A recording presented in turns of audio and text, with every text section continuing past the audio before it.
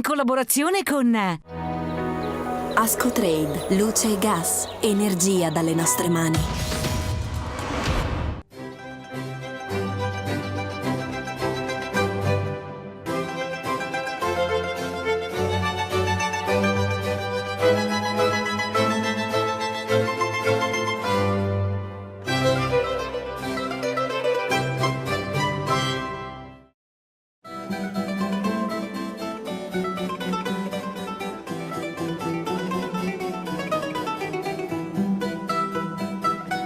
Cima Grappa, più in qua invece il Monte Tomba. Benvenuti a un'altra puntata di Agricoltura Veneta. Siamo qui perché vogliamo raccontarvi cosa c'è dietro un pezzo di formaggio, un litro di latte, cosa c'è dietro la lavorazione, cosa c'è dietro in termini di latterie di cooperazione. Insomma, un mondo che magari molte volte non conosciamo.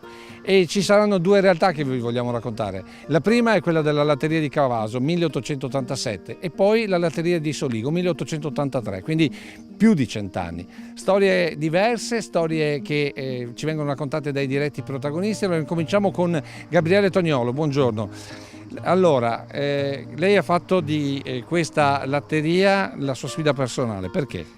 Perché innanzitutto è la mia passione, il formaggio è la mia passione, poi dopo io amo il mio territorio. 1887 è l'inizio, però c'è un secondo inizio, 2017. Marzo 2017 è la data in cui noi abbiamo acquisito la latteria, parte dalla liquidazione e parte dalla Fondazione Casamarca. Ecco perché qui c'era un progetto del Presidente De Poli. C'era un progetto, ma c'è ancora un progetto. Il progetto della valorizzazione, la produzione di prodotti tipici e il progetto di realizzare una scuola lattiero-casearia per tutto il nostro territorio. Qui siamo di fronte dove c'è lo spaccio. Perché avete mantenuto lo spaccio e soprattutto fate solo prodotti di nicchia? Facciamo prodotti soprattutto di nicchia. Abbiamo mantenuto lo spaccio perché è il nostro biglietto da visita. Chi vuole assaggiare un pezzo del nostro territorio deve per forza passare nel nostro spazio.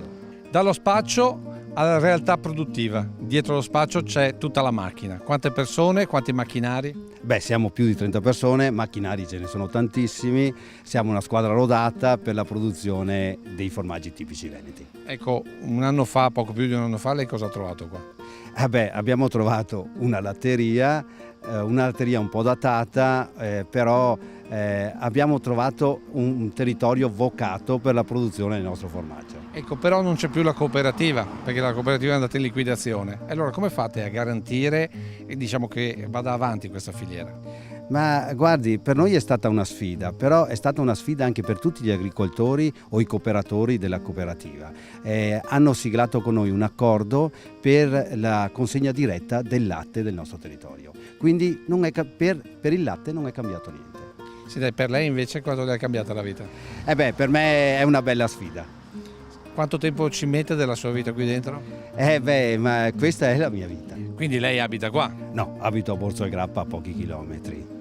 Eppure qui vedo che ci sono diversi appartamenti. Sì, è la struttura che abbiamo dedicato per la realizzazione della scuola lattiero-casearia. Ecco, senta, ma lei è un imprenditore. Cosa c'entra la scuola lattiero-casearia? Lei deve fare formaggio, deve venderlo. E appunto per questo mancano i casari nel nostro territorio, ma non solo nel nostro territorio, mancano i casari nel nord Italia. Ecco, avete capito, noi stiamo cercando di raccontarvi che cos'è una realtà come una latteria dietro a una fetta di formaggio. Adesso ci vediamo i titoli di questa puntata e poi cominceremo con tutta la filiera di lavorazione. Da un fallimento a riferimento per la Val Cavasia, dalle difficoltà finanziarie causate dal crollo del prezzo del latte a marchio leader per la qualità verificata. Con Gabriele Toniolo e Lorenzo Bruniera scopriamo il passato, presente e futuro di due latterie della marca. I pescatori di vongole dei distretti marittimi di Venezia e Chioggia hanno ottenuto la prima certificazione di prelievo sostenibile in Laguna Veneta. A rilasciarla l'MSC, un'organizzazione internazionale no profit. Soddisfazione a Caorle e Chioggia, dove da tempo si opera nel rispetto del mare. Da quello comune che ha funzioni tonificanti con la canfora a quello africano ricco di eucalipto per la cura di bronchi e polmoni. Con il nostro agrifarmacista Renzo Gatto scopriamo le 3 virtù del rosmarino che possiamo utilizzare non solo per insaporire gli arrosti. Preparare l'orto d'estate pensando già alle verdure dell'autunno, i consigli dell'agrigiardiniere Adriano Favaretto per radicchio precoce, cavolo e finocchio. Tra poco più di un mese inizieranno le vendemmie venete, dopo Ferragosto si comincerà con Pinot e Chardonnay per poi procedere via via con tutte le altre varietà. Episodi di flavescenza dorata e maldellesca si sono presentati sia sulle uve a bacca nera che in quelle a bianca, in particolare sulla glera. Questi dunque i titoli della puntata. Siamo a Cavaso, alla latteria di Cavaso. Adesso cominceremo questo viaggio veloce all'interno di questa latteria, di questa realtà. Qui partiamo dal latte. Sì, qui c'è il ricevimento latte. Il Che latte arriva da? tutta la zona limitrofa alla latteria. Quindi questo camion ogni giorno che giro fa? Questo raccoglie il latte Monfumo, Crespano, Asolo e Onè di Fonte. Ma una volta caricato il latte che giro fa? Il latte innanzitutto prima di scaricarlo lo dobbiamo analizzare, quindi dobbiamo vedere le caratteristiche del latte, che non ci siano problemi dai nostri laboratori. Abbiamo un laboratorio interno attrezzatissimo, poi dopo lo stocchiamo in un tank, al mattino dopo viene lavorato, viene praticamente cotto o riscaldato in queste polivalenti, scaricato, formato e messo in sala calda. Gabriele Toniolo, dove stiamo entrando? Stiamo entrando in una cella di stagionatura. Ecco, che cos'è una cella di stagionatura all'interno di una latteria, di una struttura come la vostra? Allora, dove il formaggio riposa si stagiona e la stagionatura fa risaltare i profumi, il sapore del formaggio. Un po' viene insomma la coccolato, vostra, praticamente. È un po' la vostra cassaforte.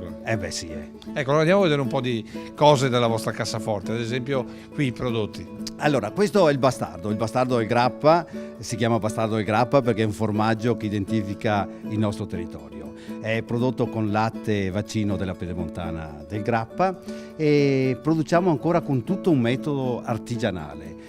Seguiamo il latte dalla produzione, quindi dai nostri contadini che con amore producono il latte in questa zona con piccole realtà produttive e per questo ci premiamo con un latte di alta qualità. Se noi presentiamo un prodotto non tanto bello come vedete perché è totalmente artigianale. Tiriamone fuori uno. Guarda, no? Ecco, vedi, questo è stato raschiato, pulito, si vede magari l'imperfezione, non è una scarpa, non è una cosa di plastica. Questo è il nostro bastardo, quindi ogni forma può essere diversa e ogni partita ha un suo sapore e il consumatore ci premia perché qui mangia veramente il formaggio, mangia un pezzo del nostro territorio, profumi, sapori, è una cosa deliziosa. Nella semilavorazione ci troviamo in un posto davvero particolare. Qui facciamo l'ubriacatura del formaggio. Cioè? Il formaggio imbriago. Ma lo facciamo bere? Cioè, cosa succede? No, lo facciamo stagionare all'interno di vino, vinacce e mosto. Che è qui dentro. Qui dentro, sì, questo adesso è stato appena uscito, buttiamo poi dopo il vino, la parte viene cambiata di volta in volta. Per produrre un formaggio totalmente diverso è il formaggio della storia, è un formaggio che l'hanno inventato i nostri nonni perché con la ritirata degli austriaci avevano nascosto il formaggio sotto le vinacce. Adesso cerchiamo di farlo ancora più buono, quindi non usiamo soltanto vinacce, usiamo anche vino molto molto buono. Abbiamo cambiato sala, dove siamo? Qui siamo nella sala calda. Il formaggio qui deve riposare per qualche ora, qualche bell'ora, perché deve perdere il siero in modo naturale. La pelle, la sala calda cosa serve? Serve perché la pelle, i pori non si chiudano velocemente e piano piano esce il siero in eccesso.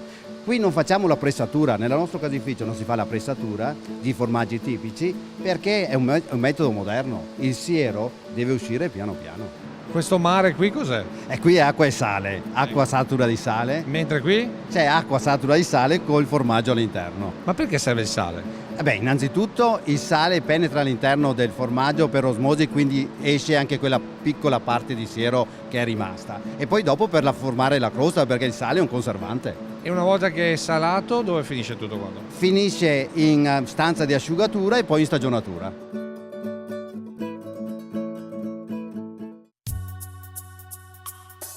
I pescatori di vongole da Caorle a Chioggia hanno ottenuto la certificazione MSC che garantisce un prelievo dal mare sostenibile e rispettoso. Sono 60 anni che la pesca di vongole si rinnova nell'Alto Adriatico In Veneto le catture ammontano a 4.600 tonnellate all'anno, il 26% del totale nazionale. Del pescato il 95% è utilizzato fresco, il rimanente surgelato. La certificazione MSC è la più importante in tema di sostenibilità, non solo per l'Italia ma per tutto il Mediterraneo. Soddisfazione da Gianni Stival, presidente della cooperativa OP di Caorle, che per prima ha voluto la certificazione ambientale. Siamo i primi nel Mar Mediterraneo, i primi in Italia, io direi i primi al mondo perché non esiste nessuno che abbia certificato a marchio MSC la vongola Pevarassa lupino, diciamo Pevarassa in dialetto. Non facciamo confusione con la vongola Veraci, per carità. Ecco, questa è una certificazione dove noi testimoniamo che la pesca che facciamo è sostenibile con l'ambiente e con la risorsa, questo ci tengo a dirlo, perché noi facciamo 5 mesi di fermo biologico, peschiamo 2 giorni, 3 massimo una settimana, chiudiamo aree di ripopolamento, facciamo semina di restocchi nelle aree meno produttive. Questo è il lavoro quotidiano che noi facciamo tutti i giorni. Tra poco più di un mese anche nel Veneto inizierà la vendemmia. Nella settimana di Ferragosto, o al massimo a partire dal lunedì 20, si cominceranno a raccogliere le uve Pinot e Chardonnay per le basi spumante, per poi procedere via via con tutte le altre varietà. Lo stato fitosanitario delle uve è al momento soddisfacente, anche se inevitabilmente, a causa delle tante giornate umide e calde fin qui registrate, episodi di flavescenza dorata e mal dell'esca si sono presentati sia sulle uve a bacca nera che in quelle a bacca bianca, in particolare sulla glera. Gabriele Toniolo, qui siamo nella sala di presentazione, qui ci sono i vostri prodotti, abbiamo prodotti che sono stagionati, però abbiamo anche prodotti freschi. Sì, facciamo l'uno e l'altro. Ecco, senta, ma state in piedi dopo l'esperienza precedente? Per Bacco, sì, noi ce la mettiamo tutta, siamo più organizzati, però il mercato ci sta dando delle soddisfazioni. Ecco, il mercato, voi fate prodotti di nicchia, cosa avete? Distribuzione di nicchia? No, noi facciamo progetti un po' particolari. Noi cerchiamo di immettere nei banchi della distribuzione organizzata le tipicità. Qual è il prodotto di cui va maggiormente fiero? Allora, a me piace tantissimo il formaggio da polenta. Siamo riusciti a produrre una qualità, a dargli un sapore, una stagionatura a quel formaggio che penso sia la medaglia d'oro della nostra produzione, anche se di medaglie ne abbiamo prese tantissime. Ecco, senta, è più orgoglioso di produrre dei formaggi particolari oppure di aver salvato una latteria? Guardi, sono orgoglioso di produrre dei formaggi particolari e soprattutto di aver salvato la latteria di Cavaso del Tomba. Questo è il passato e il presente, il vostro futuro come lo vede? Guardi, adesso il mercato ci sta dando ragione. Io penso che il nostro futuro non sarà certamente facile, ma certamente sarà roseo. Con quest'ultima battuta salutiamo Gabriele Toniolo, grazie per averci ospitato. Adesso un po' di pubblicità e poi riprenderemo con la seconda parte. Andiamo tra le colline del Soligo alla latteria di Soligo. Seconda parte di Agricoltura Veneta, continuiamo a parlare di latte, formaggi, latticini, latterie, insomma il mondo del latte, lo facciamo naturalmente con Latteria di Soligo. Siamo proprio all'interno di una grande festa, la festa che si chiama la Notte Bianca della Latteria di Soligo. Presidente Lorenzo Brugnani, intanto buonasera. Perché la Notte Bianca? Mi sembra che il latte sia di colore bianco e allora noi l'abbiamo intitolata la Notte Bianca. Tutti quelli che sono gli appassionati dei formaggi e di latte, questo è il posto giusto. Ma non solo, abbiamo anche il prosecco. Senta, voi avete diversi prodotti di eccellenza, tra questi diciamo così l'attenzione particolare al burro, vero? Diciamo che da sempre la Latteria di Soligo ha fatto burro, perché siamo nati e io mi ricordo che quello che mi raccontavano era burro prodotto per Venezia. A Venezia veniva mandato il burro della Latteria di Soligo perché Venezia aveva bisogno della parte grassa. Proprio una storia, una tradizione e un prodotto che è di eccellenza.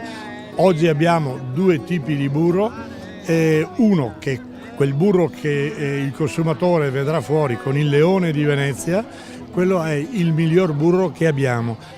due tipi, tutti e due di eccellenza, però uno è da screma. Quando diciamo, no, che è da fioramento screma, è quel burro che è fatto proprio di pura panna, no, senza che sia, ma non sono aggiunte.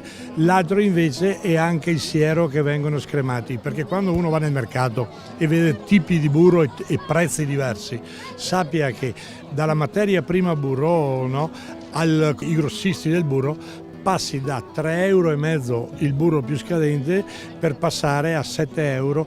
Parlo della materia proprio, la materia grezza, quello migliore. Allora adesso noi ci vediamo un passaggio col nostro agrifarmacista e poi andiamo a vedere dove si produce questo burro. Rosmarino, una pianta tipicamente mediterranea, una pianta aromatica molto utilizzata giustamente in cucina, negli arrosti e laddove si voglia. Ha un blando effetto digestivo, oltre che aromatizzante, e anche tonificante.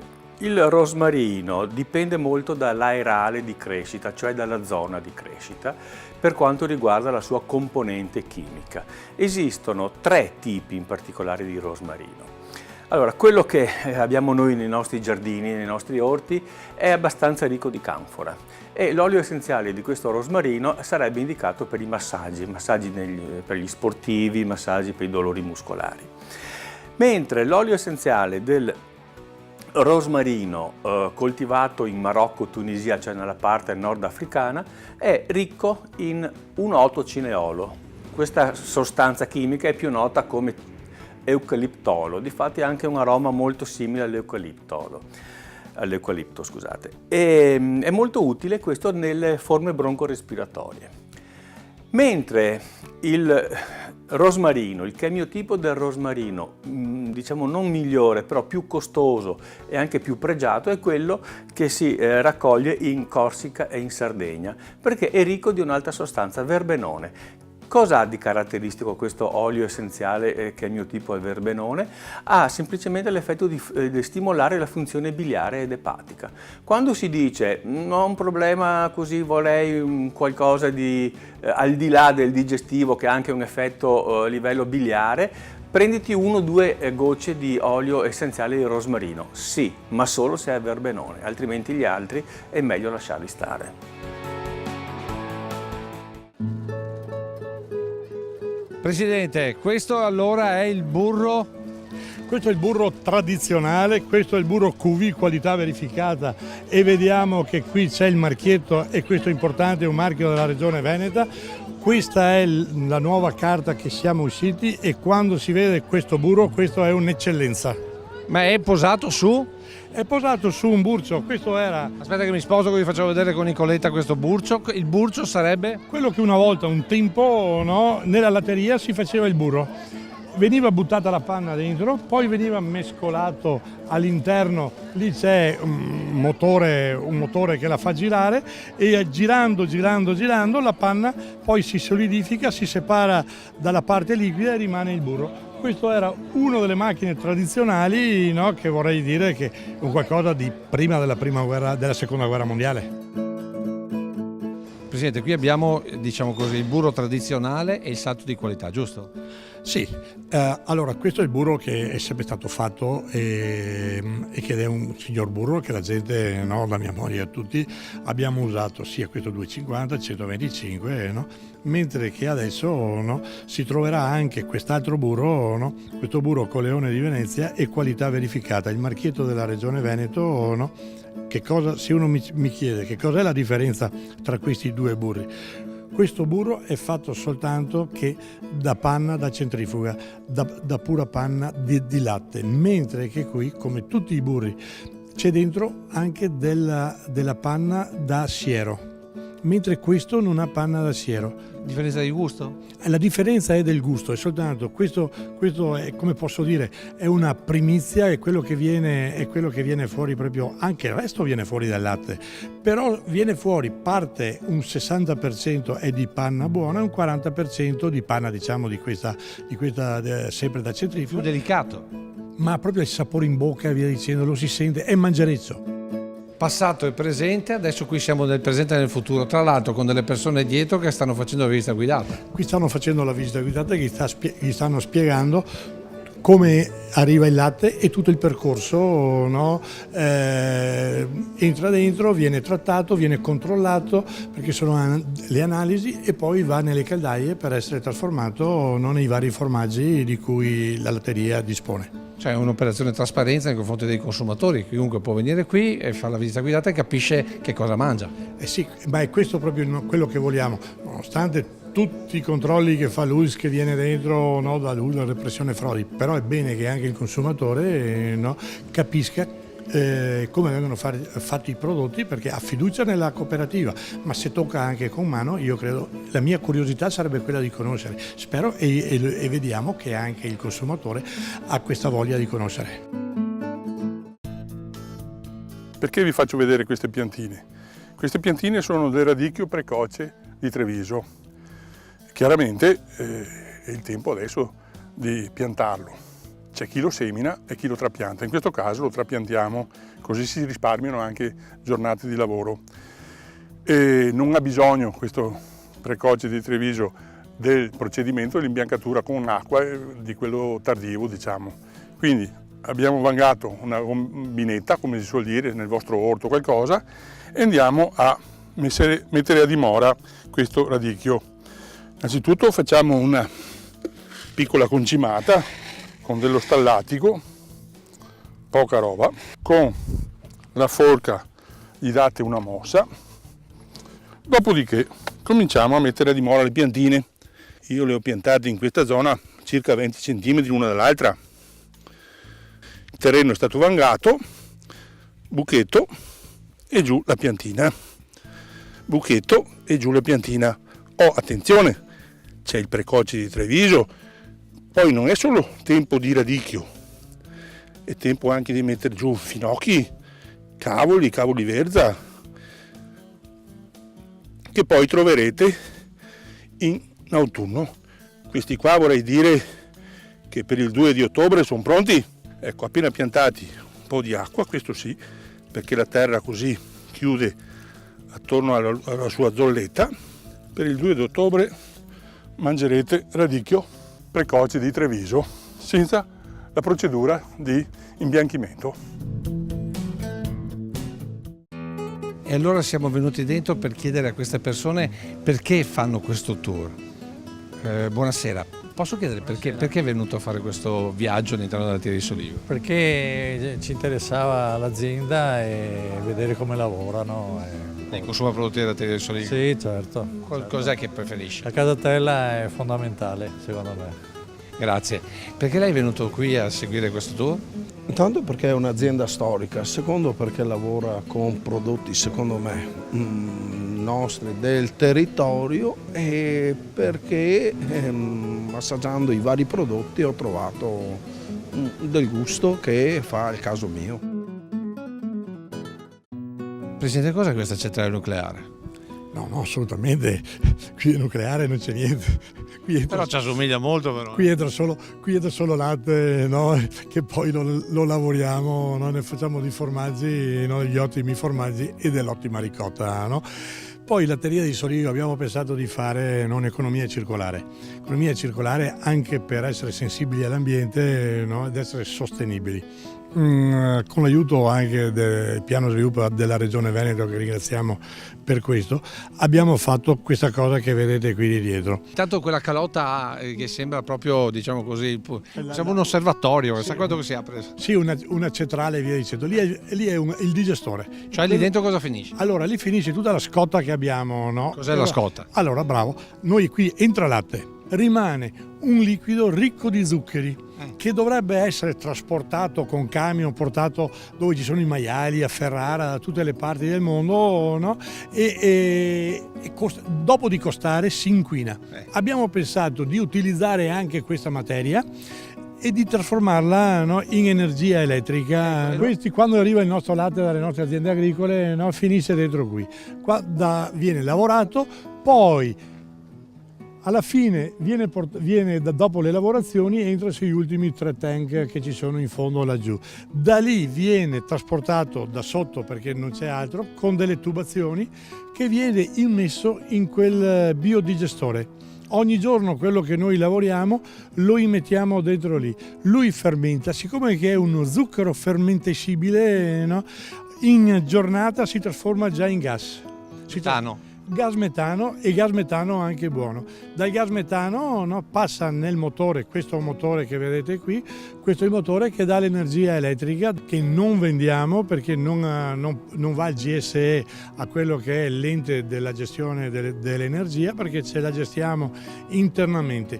Con quello che esce, dall'acqua che esce e va nel depuratore, rimane acqua pulita, sedimentano i fanghi, quel poco che rimane, il resto sopra è acqua pulita. Entra il nostro latte, no, fa tutta la lavorazione ed esce acqua, ma quando che diciamo esce acqua che si può bere. Questa è la grande forza, questa è la sfida che abbiamo fatto. Non ce ne sono molti di questi, credo che siamo una delle poche rare cooperative, se non la prima, che ha fatto un impianto di questo genere. Adesso noi ci vediamo le previsioni col nostro generale Giancarlo Iannicelli, poi torneremo perché parleremo di Prosecco, parleremo di Spiedo, parleremo di queste cose all'interno del latte e della latteria di Soligo, quindi state con noi.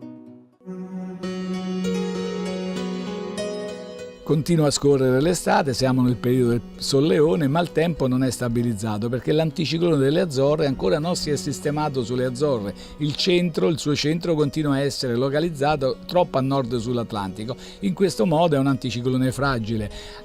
A intervalli più o meno regolari si lascia vincere da impulsi di aria fresca che provocano degli annuvolamenti e nel peggiore dei casi dei temporali anche intensi. Quindi è tempo a tratti stabile, ma non così stabile come dovrebbe essere in questo periodo. Quindi ancora per domenica ne avremo la riprova, il passaggio di un impulso di aria fresca con annuvolamenti anche intensi e possibilità di precipitazioni temporalesche più probabili sui rilievi, meno probabili ma possibili sulla pianura.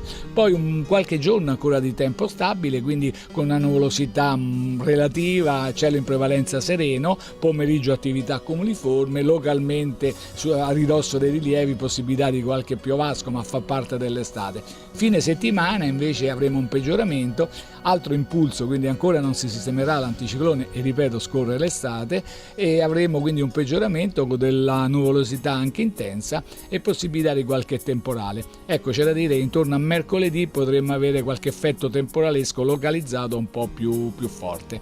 I venti sono deboli, direzione variabile, naturalmente a carattere di brezza lungo le coste. Le temperature oltre i 30 gradi, 32 anche 33 quando il tempo si stabilizza per un paio di giorni, i valori minimi intorno a 20-21 gradi. L'Alta Adriatica è previsto poco mosso. È tutto. Presidente Folador, una bella iniziativa che fa star bene questo territorio e fa star bene anche le Proloco. Sicuramente celebriamo l'evento finale della primavera del Prosecco. Da metà marzo sulle colline del Prosecco si sono succedute 17 mostre organizzate dalle Proloco e questa sera è il gran finale dove degustiamo i vini campioni che hanno partecipato al concorso Fascetta d'Oro, tutti i miglior prosecchi del territorio, delle colline, i miglior vini del Colle di Conegliano, ed è un'occasione anche di incontro non solo del vino ma con anche altre realtà importanti come la latteria di Soligo. Ecco, un concetto di rete tra imprese, tra elementi di questo territorio, il Prosecco con i produttori, la latteria di Soligo con la cooperazione, un territorio che riesce a fare rete qui. Che riesce, stiamo cercando di farla, noi ci siamo e l'abbiamo favorita, abbiamo fatto nascere anche... No, mi pare che qui venga capita insomma, cioè. Sì, qui c'è. Anni diciamo così un po' di ritrosie, finalmente si capisce che insieme si riesce a fare promozione di questo territorio e diciamo così incentivare quello che poi l'offerta turistica. Ma è indispensabile andare in questo senso. Dicevo che noi siamo riusciti a creare una rete di impresa che coinvolge un po' tutti i settori e questa è la strada.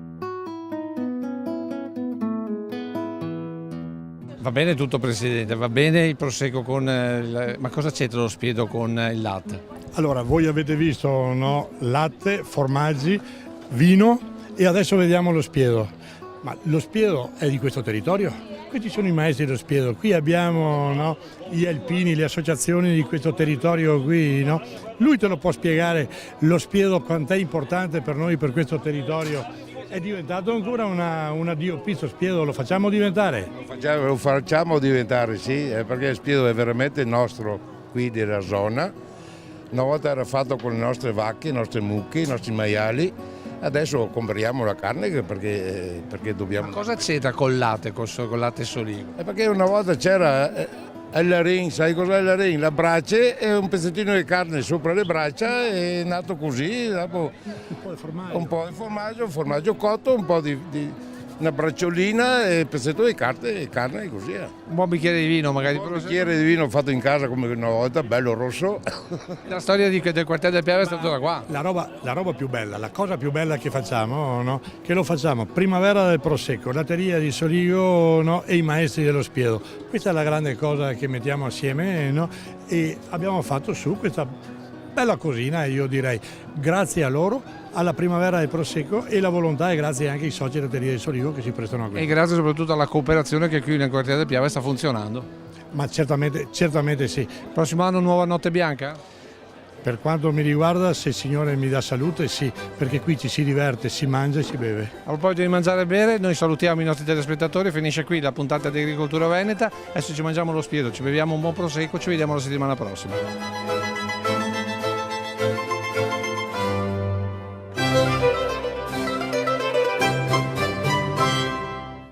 In collaborazione con Ascotrade, luce e gas, energia dalle nostre mani.